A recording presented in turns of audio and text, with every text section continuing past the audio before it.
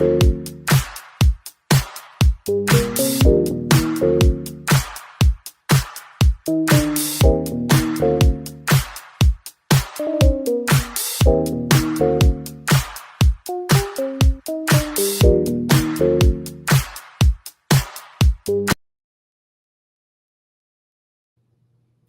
evening, good evening, good evening, everyone. Welcome to the Be Healed Web Show. I am your host, Camille R. Perry, and I'm so excited to have you on tonight. This is the day the Lord has made, and we will rejoice and be glad in it. I'm so grateful that God is who He is. I'm so grateful that He doesn't change. Hallelujah. Hebrews 13:8 says He's the same yesterday, today, and forevermore. And so when you read, hopefully you're reading your Bible, you read Old Testament, you read New Testament, understand He's still the same God. The same God that parted Red Seas, He's the same God that opened up the deaf and blind, opened up the deaf ears and the blinded eyes. He's still the one that raised from the dead. He's still the same. And even though you might say, how has this happened? I haven't seen it. This is that we're in 2025. He's the same. The same God who did all of that, split the ground for Korah's rebellion to come in and listen. Listen, he's the same God. You don't you don't want him for an enemy. Amen. Amen. Read Numbers. Read the book of Numbers if you don't know, you're gonna know real good. But continue to seek out the scriptures. Read the word of God for yourself. It's always great when we can go to church and Bible studies and we're reading and growing together. But it's something about when you have that personal one-on-one time with God. He'll tell you and illuminate himself to you that you might know him in a better way. And I'm so grateful tonight. I get a chance to introduce you all, introduce to some, present to others. An amazing young woman, and we'll get right to it after these announcements. But it's always a blessing when you understand that the same God who orchestrated the path for Abram to Abraham, uh, for Abraham to become the father of many nations, the same God that told the children of Israel where to go and how long each way, showed them the path. He's the same God. And when He takes us through what seems to be the long way around, the Lord allows us to meet some amazing people on our journey. And that's who I have on tonight. And I'll tell you about her in just a second. But listen, if you haven't already, register for the Be Healed Women's Conference, Be Healed 25, 2K25, right? Blessed because I believe, we're out of Luke 145. Pastor Reginald Wayne Sharp was even like sharing, he shared a couple Sundays ago. He's been in the series for the year regarding joy. But his message was on the Sunday service was um, a message from a baby's praise break out of Luke 139 through 44. And then I just watched a couple nights ago, he preached a revival and he actually shared out of Luke 145. He went from 39 to 45 and I said, "Oh, he all up in our business. Oh my god, maybe he saw the flyer." He probably didn't. But anyways, um it's real. Blessed because I believe.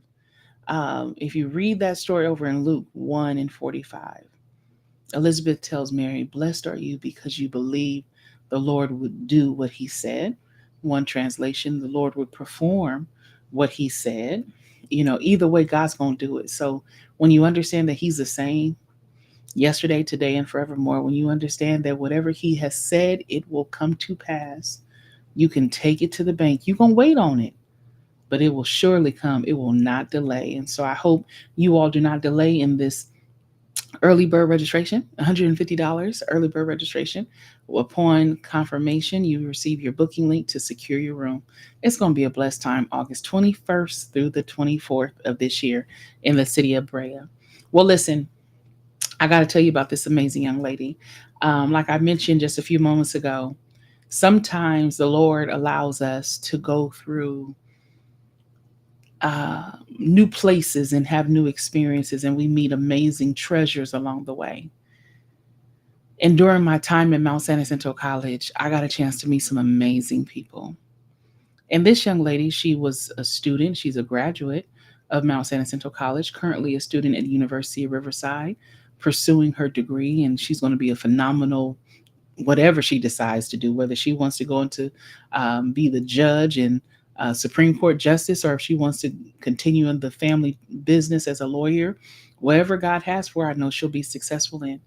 When I first met her, I was stricken not just by, her beauty and kindness, but her heart, her passion. She literally has a way of wanting to make sure everyone is well. And you can tell when somebody really loves people in for real, you can tell that they've spent some time with the Lord, because it's hard to put yourself aside and love someone else. You can't do that unless you have God in your heart. And I'm so grateful the way God has blessed her and kept her. She would even bring me little slices of dessert. She'd be like, I'm going to go and get something. Do you want anything? Do you need anything? Like, I listen, I embrace the auntie role. I embrace the big sister role. Whoever I need to be. Listen, if I need to be your surrogate mama, I embrace that too. But she's an awesome woman, and I'm grateful to see her grow and blossom. I asked her some questions and wanted her to be on the show. She hails from the beautiful country of Ethiopia. Uh, she studied French. She's very multilingual. She speaks her native tongue as well as English. Listen, there's nothing that she can't do. She's an advocate, not just for other students, but for people. And I'm excited for her to share her story on tonight, because here at Be Heal Web Show, there's grace in every story. So I need you all to give a ridiculous round of applause, get in those comments, and welcome my little niece, my little sister, whatever she needs me to be, Miss Elna Belay. Welcome, Elna. Thank you so much for having me, Camille. That was such a beautiful introduction. Thank you, thank you. Anytime, anytime. Listen, we can do it over and over and over again. Thank But you. I'm so happy to have you. Thank you for letting your light shine. Matthew 5:16, Jesus said, "Let your light so shine before men, that they may see your good works and glorify the Father which is in heaven." And I'm so grateful that you let your light shine. Thank you. You're not ashamed of who you are, your background, your history. You know whose you are and where you're going, and I really appreciate. And I don't. Are you in your 20s yet? Yes, yes, I am. So you're officially 20. A little older than that, even. What are you? You, Camille, Lady never reveals her age, but I'm in my 20s. Okay, I'm like, listen, if you more than 25, I'll be completely No, shocked. no. Okay, I'm not more than 25. Okay, cool, cool. I'm about to say, I know you ain't my daughter and son age. I know you can't be that. But just to see you grow and flourish in these past, I was there 5 years, but I think I met you about three years ago. Um No, a year and a half, was it maybe? been a year and a half? A year and a half, yeah. Year and a half ago. Okay, so listen, when you get old, all of it runs together. You like, Come here. but I'm so grateful to know you, and so thank you for being willing to share your story here on Be Heal Web Show. Always looking for amazing people to share their amazing stories of God's grace in their life. I asked you the question, like I do everyone, what would you title this season of your life? And you said the season of unspoken grief. Can you tell us what that means? Yes. So I recently lost my father. I lost my father in October of 2024. And anyone who knows me knows I'm a daddy's girl through and through. And that was the most heartbreaking um, loss of my life. And um, because I'm still healing, but I'm also someone who does not talk about their grief, especially, my grief. Um, I'm calling the season my season of unspoken grief. Although I don't talk about it, it still exists, and so that's why. It's when you replied with that, I knew immediately, like, at least 4 or 5 people who can connect, that I know who could, if they were watching, or hopefully they are watching, and they can say, I can relate to navigating unspoken grief. Especially, it's something about, because grief is not linear, because grief will pop up and pop in no matter what. I heard a quote saying that grief is the deep pain one feels when the object of the love being expressed cannot be given to said object, right? Beautiful. And so, when you mentioned that, I thought about the narrative behind keeping it to ourselves, and why do we feel composed to, or impressed to do that. um so what do you believe it came from for you? Where does yours sit in? Okay. Well, I am not an only child. I have an older sister and an older brother, but because we have a significant age gap, I would say I kind of grew up by myself. And because of that, I was always very independent, always very private, and so I kept a lot of things to myself growing up. And so I think because I just got used to doing that, it kind of developed to how it is now. But Yeah. yeah. Yeah, that's, I mean, listen, being the youngest child has a lot of perks, a lot of, being the child that is closer to mommy and daddy. Yeah. I'm she and she is me. And so, um but having that large age span difference allows us to know that there was a different time that both parent and child were going through. So tell us about your father. I know you mentioned that he's now, gone on to be with the Lord, Yeah. but tell us who for those that might not have ever his name. Tell us who he was in the community. Tell us about your dad. Okay, so my father's name is Belay Hailemelekut. That's just his Belay and then last name Hailemelekut. A family man, a family oriented man, a lawyer. So he was a lawyer, he was a man of ethics, very logical, a loving husband. I think loving husband might be a little of an understatement, really. My very, very dedicated husband, but beyond that, he was or is, again, I do not like to refer or talk about my father in a past tense, Yeah. but my father is a phenomenal father. There isn't a single word that would describe my father. He is everything and more. Um, but growing up, I had a different version of my father, not a different father, but a different version. Um, my dad was a little less strict and a little calmer than he was with my siblings. And so, because he was always home as well, because he was sick, we created such a strong bond. Mhm. And yeah, my father was very loving, very down to earth. Um, Adaptable, Mhm. compassionate, caring, loving, like I said, very knowledgeable too. Um, yeah, and I can go on. So I'll stop right now. Well, listen, I mean, that the whole understanding that two strangers met one time and met and fell in love, and be decided to join and become one. Yes.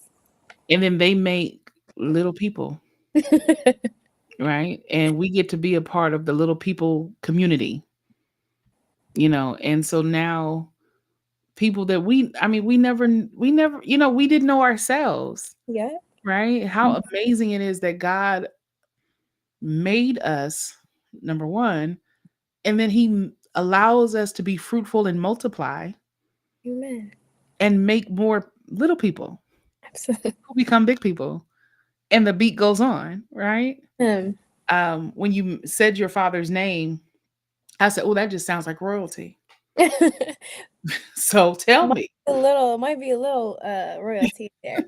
So I mean, my dad comes from a noble family. I mean, that kind of counts as a royalty, right? Mhm. But yeah, he is royal. He is king. I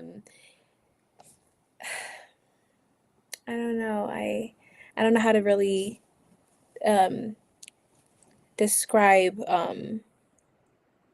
the everlasting impact that he has on Mm. me and just on people, but he was a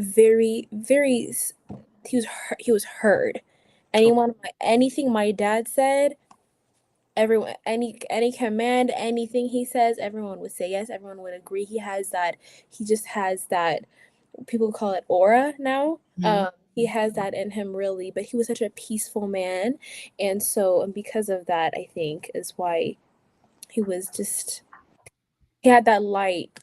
Yeah, yeah. Eh, I mean, huge shoes to fill. When you have a loving, devoted father who demonstrates love and is the love leader in the home, and you, as a little girl, seeing your father dote upon your mom, it just like, if I'm not getting doted, like, Yeah, like, when I tell you, I swear to God, like, I've never, ever, ever in my entire life has seen a husband who is as dedicated and loving as my father. And I know a lot of people, a lot of daddy's girls say that about their dads, but I swear anyone really can testify. Like, he was, if she shows him a circle and she's saying it's a triangle, he's gonna say it's a triangle, although he's supposedly the most logical man, right?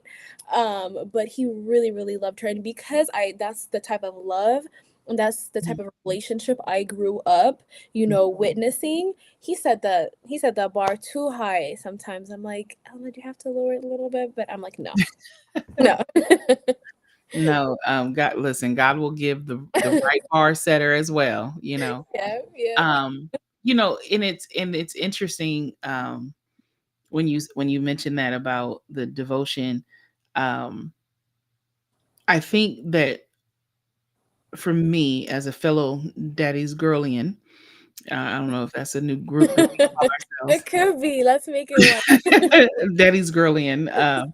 But one of the things I can say, I remember growing up like you, being the youngest child, and I always thought it was my mom that was so like in love with my dad. Really? Like, I was like, "Oh, she's so sappy, like, she can't do anything without him."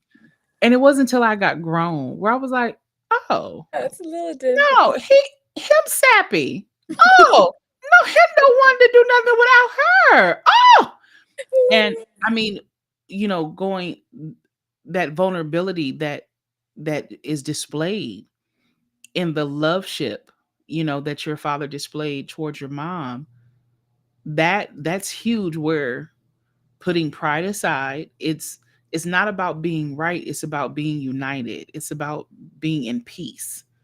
It's about being in love. Yeah. And that, when we out in public, I'm gonna tell her, yep, yeah, baby, it's a triangle. Now when we get home privately, baby, You that was already know. right, that was a circle. Like, come on now, come You on. already know. We work on shapes and colors tomorrow if we got to.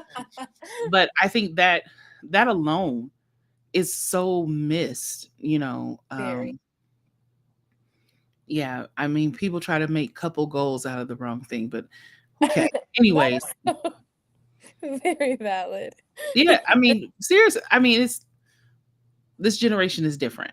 So, Very. like, how you said that you and your siblings share the same exact mother and father, Yeah. but because the different time and when you were born versus them, they got a chance to have a different iteration of your parents. Yes. Correct. Okay. So, you mentioned that your dad was the lawyer. He was, the E.F. Hutton of the community. When he spoke, people listen.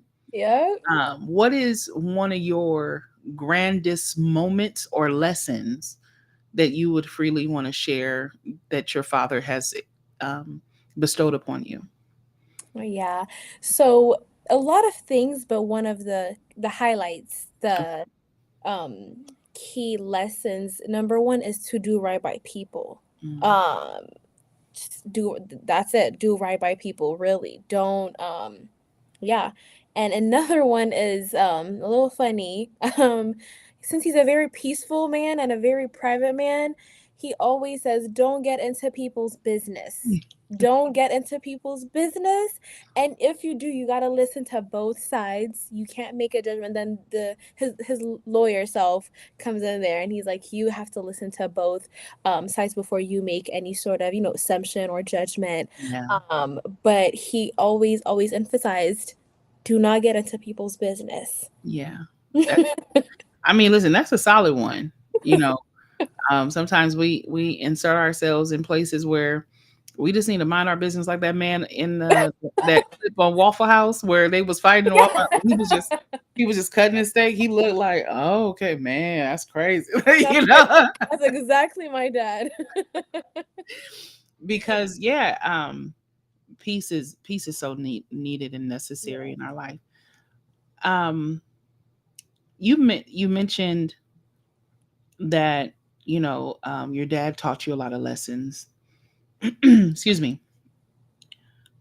On a normal day since October 2024, can you take us through the call, or how did this happen? What, if you were to recall that day leading up to that time, what was that like for you? That's a pretty good question. So my dad has been sick for he was sick for so now, oh my God, it was 15 years. Okay. 6 years ago he started doing dialysis. So this man has, when I say he has gone through it, I've never met, like, I used to call him my Iron Man because he got into a car accident when he was in his 30s, Mhm. very fatal car accident. He was, since he was an activist and very involved as well, he was in prison for like 3 months, where they were really like brutally beating up these activists. Mhm. He's experienced two strokes, two mini strokes, dialysis. And so this man has really gone through a lot, but at the same time, I've never heard my father say, "I'm sick, I'm hurt, I'm hurting," because he's Mhm. the type of father that did not want his children to, stress out or to worry about him. And Mhm. so I always knew my dad was really strong. And so about a month before he was about to transition, like you said, I really like Mhm. that thing. Mhm. He got into the hospital, and I was Mhm. like, that's just another like it's just another stop for him. He's gonna like go in there. He's gonna come out like he always does. Um, but around like 3 weeks before he passed away, it's like I was grieving him before I lost him. Mhm. Like something in me really, like, I really wanted him to leave that hospital and go back home, but a part of me knew he Mhm. wasn't, because then it was his health, slowly started to deteriorate, and it was like he couldn't speak anymore, and then all that. Yeah. And I was just every time I would wake up, I'm like, expecting a call from my mom, or like expecting like a Mhm. text from back home saying something happened. And so I was in constant fear, like in Mhm. constant fear. And I remember exactly, he passed away on a Sunday. I got a call. Actually, I remember that day very, very, I remember it like it was yesterday. It's 5:30 a.m. Mhm. and I hear my sister let out like this just agonizing like scream, like a wolf, like it's just she's like screaming, like she's shouting. And I just wake up, and the day before, I did not leave my room. I mean, something felt really off. And obviously, someone in their right mind would be like, okay, she finally heard some bad news and that's it. But Mhm. I really wanted to convince myself otherwise. Mhm. And so I'm get out of my room, and I'm like, what's going on? Like, what is it? Like, tell me. Deep down I knew, though, like I knew, but I just really did not want to believe it. Mhm. And her husband comes out, and I'm like, did that happen? Like, is this it? And he was like, yes. And I remember I was standing right by a family picture. And I remember I just I looked at him and I was like, oh my God, like you lost. Like this Mm, is it, like you lost the battle. And I just fell to the ground and I couldn't cry, but I was just like screaming and I was just shouting. And I mm, called back home and they were like, okay, like this is it. And so we just booked our flight to Ethiopia, and we the earliest flight was Sunday night, mm. and we went back home, and it was a very long flight. We got there the morning of the funeral. So the funeral was at like 1 p.m. and we got there at like 30. Wow. And um I was expecting my dad's driver to pick us up. So my dad's driver and my father, they had a really really like close and strong bond. He was like his son. And since I knew that I was expecting him, so when we got to the airport, I'm like looking for him and like looking for him because it felt like, you know, my dad sent him kind of, because if my dad couldn't make it to pick me up from school, it would be it would be my driver. And so it just felt like, you know, my father was picking him up, was like, you know, telling him to pick me up. And I get to the airport with my sister and my other family members, and I just found my aunts. And I was like, you know, take me to my father, da da da. We get home and back home, so this is one of the like it's like a culture shock kind of. But how people grieve back home, it's a little different. Here it's like you go to church, and then you go to the cemetery, and that's it. You don't hear it. It's very very formal. Hmm. But back home, like a grieving session, like a funeral, it's a culture by itself. Like it's a separate ceremony. And so, you know, my father, like you know, he was a lawyer and he was pretty well known in our neighborhood and all that. And so in like you can tell, like there was a bunch of people in our neighborhood. You know, we Wow. always, of course, we wear black, and by the entrance to our house, like just seats and people are already sitting because we got there at Tuesday. So my father passed, so it's already been 2 days. And right when I got to the entrance, that's when there was just a lot of people there, like a lot. Like you would really think it was like a wedding, how many people there were.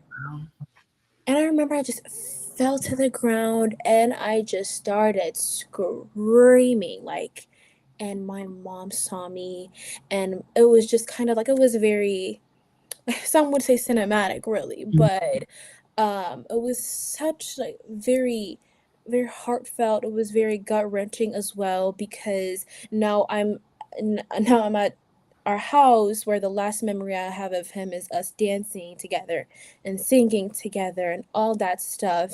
And I'm in a house where I felt so out of place because mm. I'm at a place where he's not there anymore. Like he's Right. been living there for like 45 years, and it just did not feel right anymore.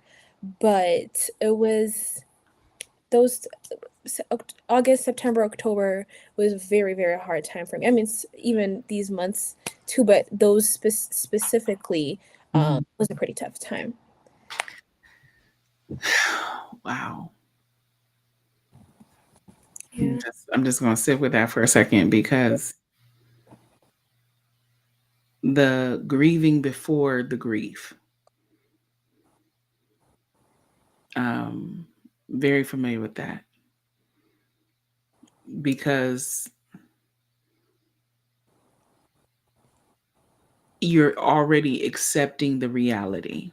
Yeah. Yeah. Um, that's heavy. That's really heavy. And then when you mentioned about the time frame, so Ethiopia is what, 12 hours ahead of us or 11 hours. 11? Yeah. Okay. So you get the call at 5:30 your time. Here, our time here. I didn't get the call. My sister You got the got the call. call. And so, you know, some would even say that you can be so connected to a person that you can feel the shifting. You Yep. can feel the leaving. I've experienced that myself in, you know, in the passing of loved ones. Um and so for you to have those tough days leading up, but then also have this resolute before even finding out Yeah. what has happened. And when you mention about not being able to cry, Yeah. I couldn't. yeah, that's, oftentimes tears are very healing for sure.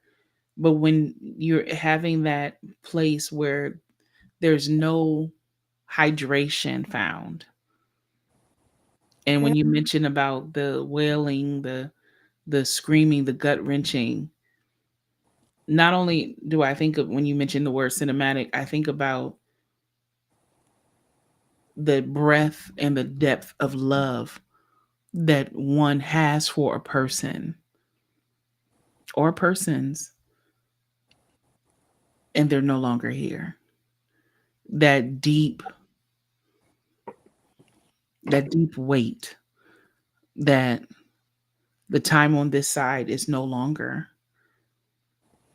And now, even when you mention about walking into the home, feeling like you're in a strange place.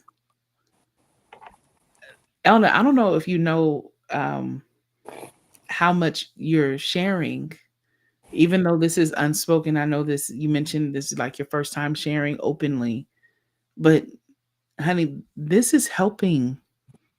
This is healing. This is helping not just myself, but those who are listening, because we can connect with this, dear. You don't have to carry this weight alone. You know, people might not understand because some people cannot empathize until they can only sympathize because it's happened to them. But when you can be in a place of empathy, regardless if this same interaction has happened to you, but you can connect with the heart, and that's what you're doing right now. You're connecting with hearts. People are understanding what that grief is like. And then for you all to bury so close in time, Yeah, that's the like, culture. that's the culture? Actually, I think his funeral was supposed to be a day before, I think, actually, cause yeah, it's either a day after or 2 days after someone passes away that they have to get buried. Yeah. So like I know like in certain faith traditions like Mhm. Islamic and different ones, it, or even Judaism is, Yeah. it's 3 days, and you all are of Christian faith and they follow the same practice. Uh-huh. So, Oh, Ethiopia is a predominantly Orthodox Christian okay. country. We grew up Catholic though. My father was Orthodox, but like I said, my mom was Catholic, so he would you call it conversion? Yeah, he converted to Catholicism. And but Catholicism and Ethiopian Catholicism and Ethiopian Orthodox, it's very, very similar. Like Mhm. very similar. It only has a few differences. So yeah, same process. Wow. Okay. Um, man, I'm just so, because okay, here in America, like you mentioned, our culture is very different here when it comes to death and dying and burial and celebrations of life. Um, you mentioned how in that culture it's a 3 day time frame. Oh, I think I might have lost her. Give us one sec. Here she is. There we go. Okay, we're back. Was it No my worries. connection? Listen, if you have Spectrum, I understand. Uh oh, can you hear me? Uh oh. Let's see. We should be good to go as we're working through the technology difficulties. Um, when she mentioned about our culture being different, that is so real. I mean, there's been times where we've kept people out of the ground for over a week, some even longer than that. And so to know that in their culture they have such a quick turnaround for the celebration of life. And so when we get her back, we'll go ahead and continue the conversation. I hope you all are enjoying Miss Elna Belay as she shares from her heart as it relates to. Are you here? I'm here. Yep. Okay, I can hear you, but I just don't see you. Don't Okay, see there me? you are. Well, now Okay. now you're moving. Okay, now you're moving. Okay. Okay, cool, cool, cool. Okay. I was just telling everyone, it's so different in our culture because we can have people out of the ground weeks and sometimes even months, depending on the timing of stuff. I was And surprised. yeah, and so um, you all have such a quick turnaround. Yes, kind just the funeral part though. Okay. Because the whole grieving, because here I see like celebration of life and people would be Yeah. wearing their favorite. Back Mhm, home, you have mhm. to wear black for at least a year. Like, and if Wow. you're not, people are gonna be like, is that person really grieving? Kind of. Mm, And there is a very like long process. Like, you okay. don't watch TV for like months after, no, actually until the 40th day. So there is what we call for arba, which is 40th day, and that is when the grave site is like how do you, it's, what's the right word, but um I don't know how to explain it, but we celebrate what we call the 40th day, which is the 40th day since the person passed. And Mm, after that, then you can watch TV, or after that, you can, yeah. But it's very, to this day, I can't listen to Ethiopian music. I can't listen to any cultural music, not because of our culture, but because also every cultural and Ethiopian music that I have in my playlist reminds me of my dad for some yeah. reason, and so I can't listen to it. But even listening to music, that is very kind of, it's not forbidden, but it's, they see you with a side eye. They were they're They're like, like, you're what? experiencing joy and you should be grieving. Exactly, But literally.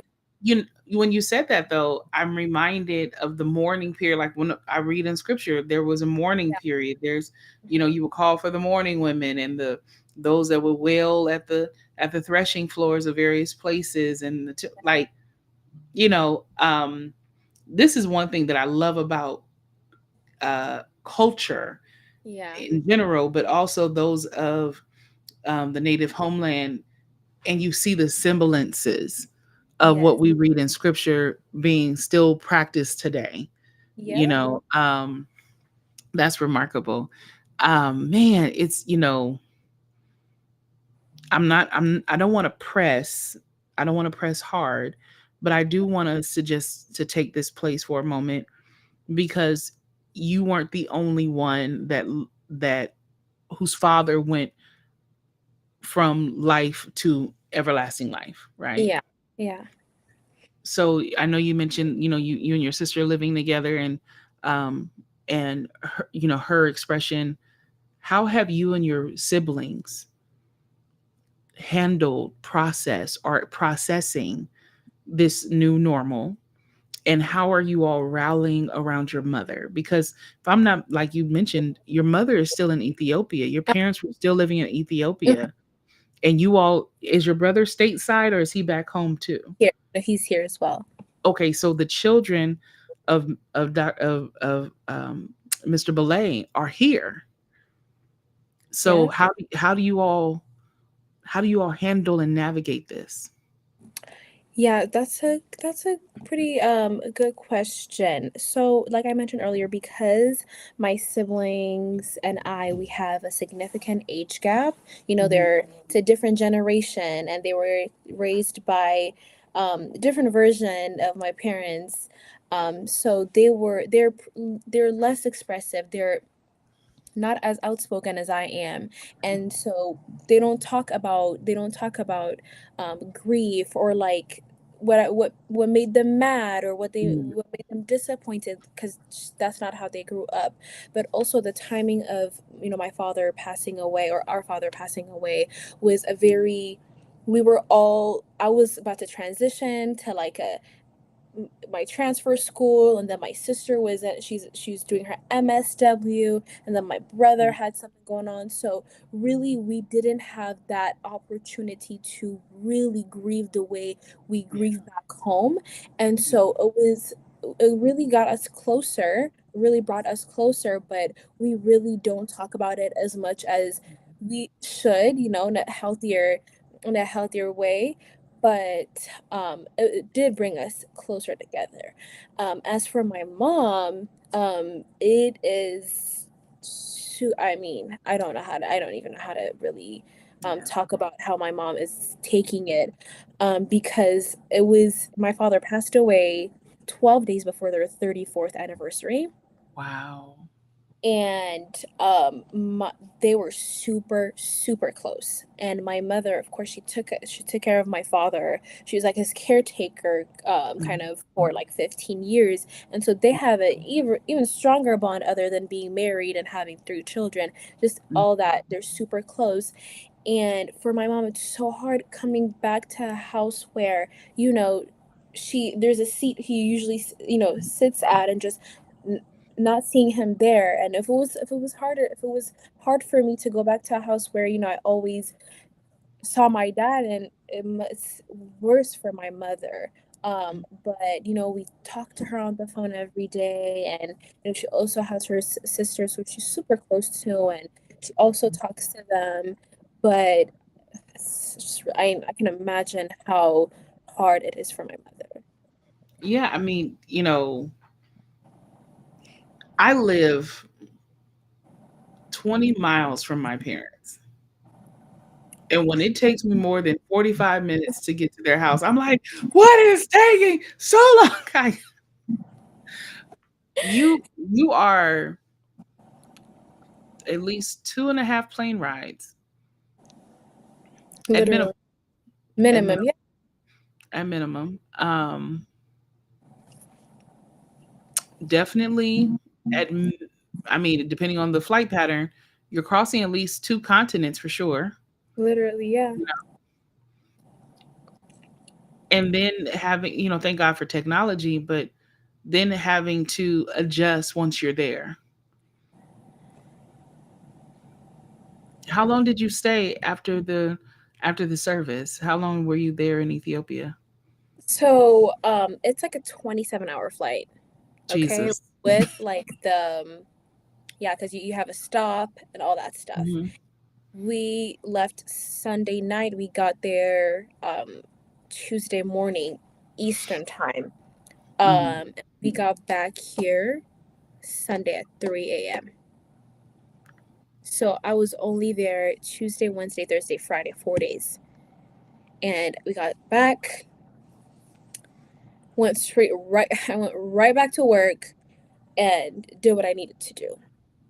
Because and if this is by the grace of God, he gave me the resilience to go back to not how it was, but just to go back to work and do what I was doing before I left. But the the jet lag was Yeah. absolutely crazy. And you can imagine, it's not just a regular jet lag, it's like a jet lag after like a loss, like you went to a funeral and all that. It was really hard. But you know this is the reality of the US. Yeah. You gotta go back to how it was. Yeah. You are my hero for sure. Thank You you. know, when I witness my loved ones, my friends, um, lose parents, Yeah.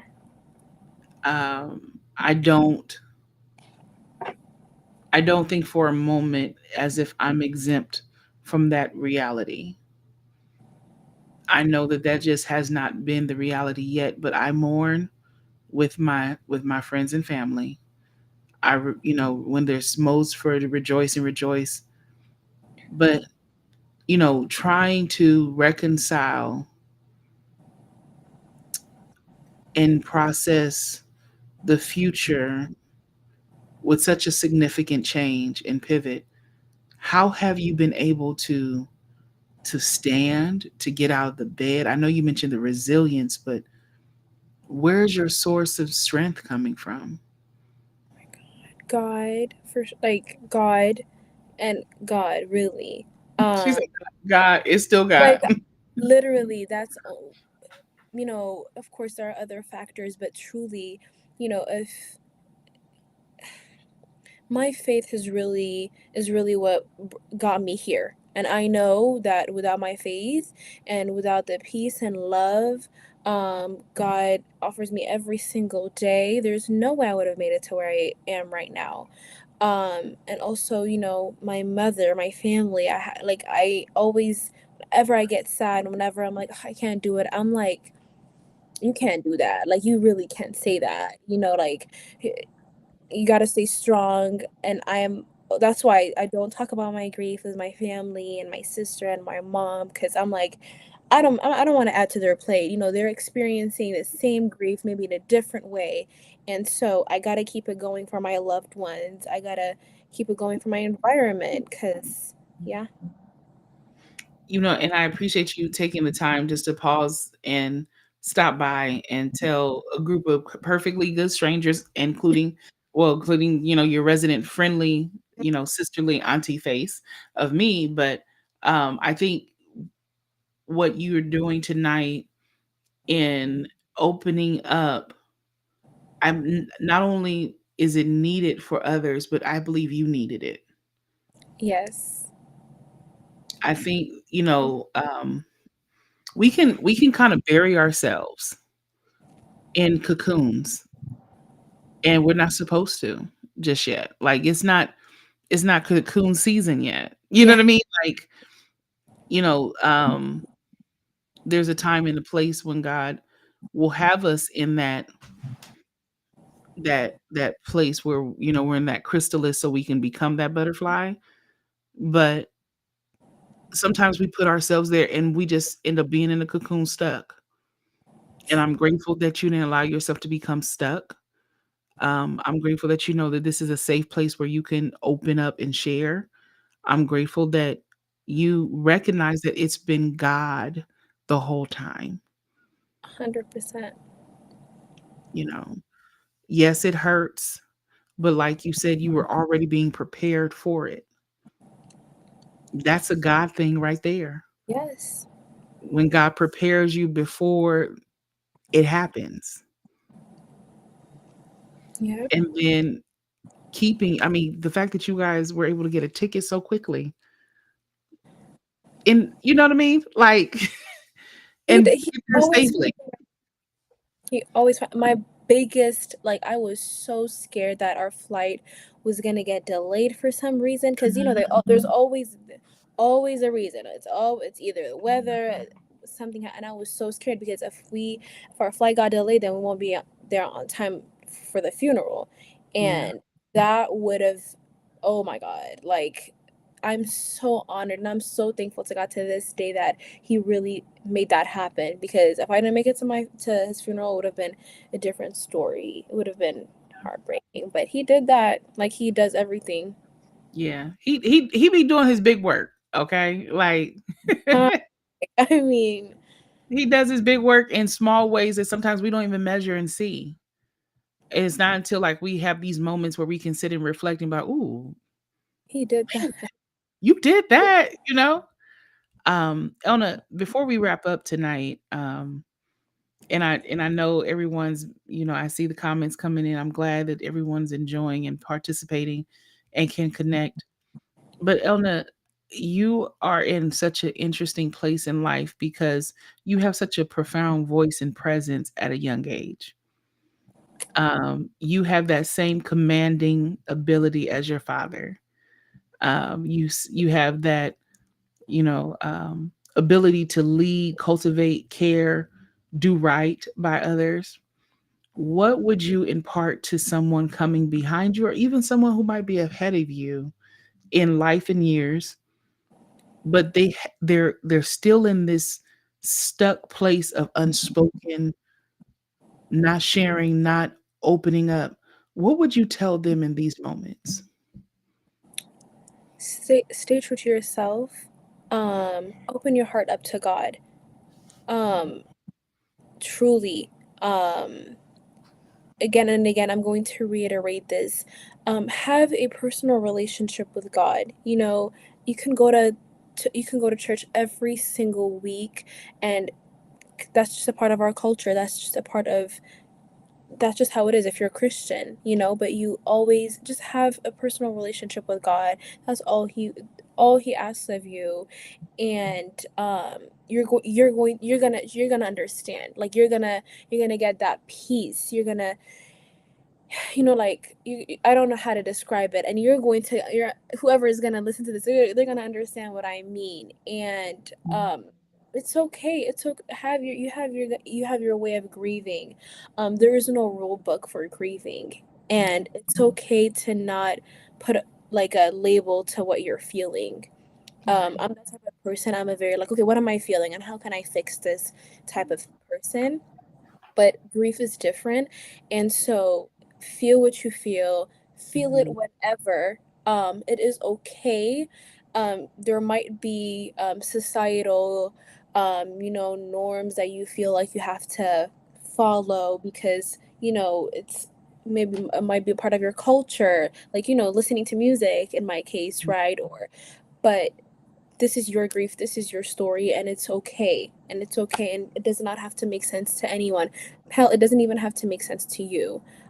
Just feel what you're feeling in the moment. Yeah. Listen, that's excellent. I was just talking to my baby girl a few days ago. Last week sometime I told her, I said, you need to be able to feel what you feel. Let the emotions emote, you know, because the more we continue to suppress, all we're dealing is putting more pressure. And at one point that it's gonna blow. And we don't need the colossal.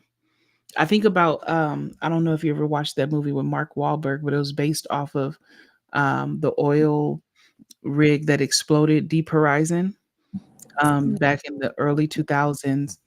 But it was because too much pressure, the release valve wasn't doing what it needed to do. And because the release valve wasn't doing what it needed to do, all that pressure, it was just stuck until it erupted. And I think for those that are of you that are watching tonight and will watch later on, don't allow yourself to allow this pressure to amass. And it might not be a grief of a passing of a loved one. It could be a grief of a loss of a job or a loss of a relationship, or maybe the health challenges, or maybe you feel weighted down by the situations of this world. Don't allow yourself to bear this alone. It's something, as Elna shared already, the importance of having a relationship with Jesus Christ. It's important to have a personal relationship because you're not suffering and going through this alone. Don't allow the enemy to tell you that you're the only one going through it and nobody else understands. That is a big lie. And if we allow ourselves to know that we need one another, we can hold on to one another, and all that Elna has shared regarding the experience, the phone calls, the what happened leading up, but can still say, God, I know this was you keeping me, holding. Make sure that we have our faith rooted and grounded in God.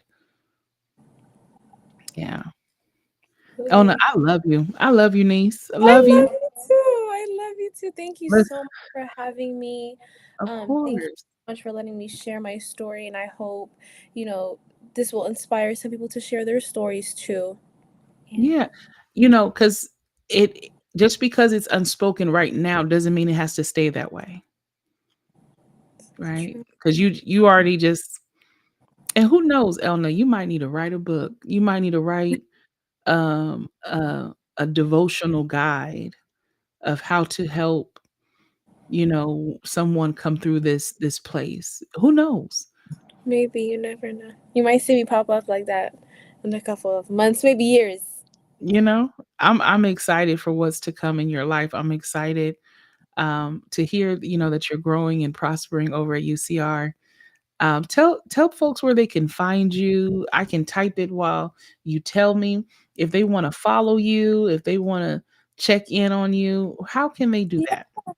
that? They can send me an email. They can follow me on Instagram. It's literally my full name. My Instagram is my full name, Elna Belay. No underscore, no nothing. And I can provide my email as well if you want to reach out to me via email.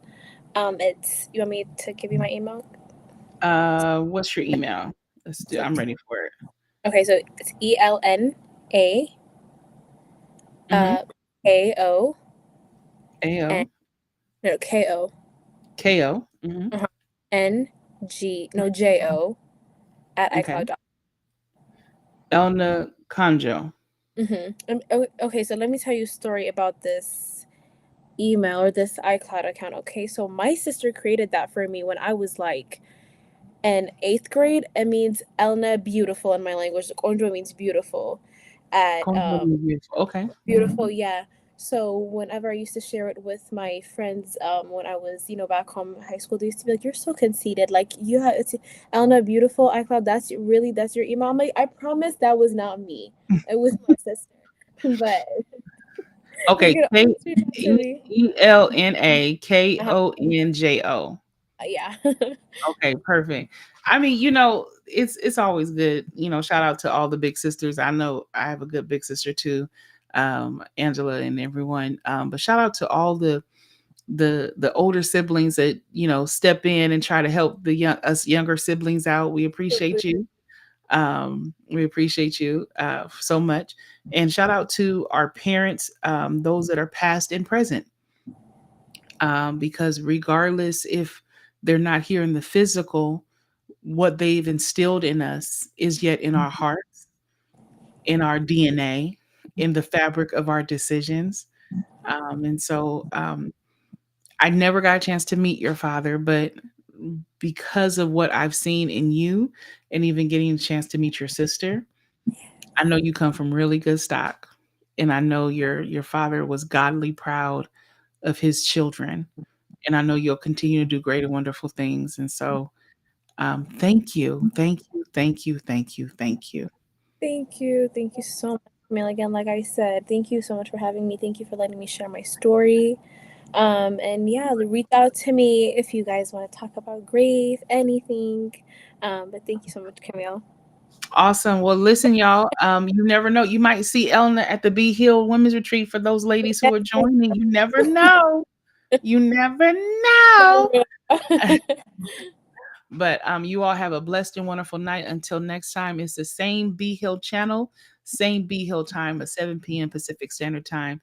It's been a wonderful pleasure. God bless you all. Until next time, take care. Bye bye.